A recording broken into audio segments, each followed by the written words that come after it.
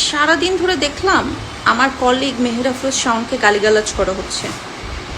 যেহেতু আমার কলিগকে গালি দেওয়া হচ্ছে, সেটা আমার গায়েও লেগেছে। প্রোটেস্ট করলাম।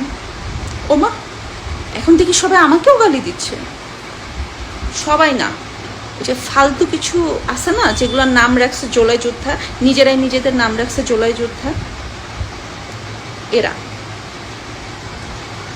তারপর বসে থাকতে থাকতে হঠাৎ আমার মাথায় আসলো যে বাংলাদেশের রাইট নাও সবচেয়ে ভালো অ্যাক্টরকে শাকিব খান। বাবা, এই শাকিব খানও এত ভালো অভিনয় করে না এই জোলাই যোদ্ধাদের মতন।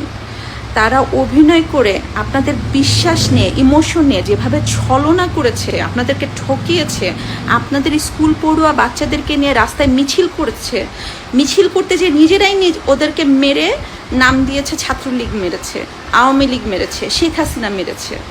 শোনেন, শেখ হাসিনা এই সমস্ত সন্ত্রাসীদেরকে মাটির নিচে চাপা দিয়ে রেখেছিল, তার ভয়ে কেউ মাথা চাড়া দিতে পারে নাই। এখন শেখ হাসিনা নাই, এখন সবাই মাথা চাড়া দিয়ে উঠেছে। এই জন্যই আপনাদের মেয়েরা রেপ হচ্ছে, খুন হচ্ছে, আপনার ছেলেরা রাস্তায় বের হলে হাইজ্যাক হচ্ছে, ছিনতাই হচ্ছে, আপনার বাসায় স্বর্ণ গহনা রেখে আপনারা ঘুমাতে পারছেন না, মা বোন বাসায় থাকতে পারছে না। এগুলাই আপনাদের এই বিশ্বাসের ফল। এখনো সময় আছে, চোখের থেকে কাঠের চশমাটা সরান, এদেরকে বিতাড়িত করেন।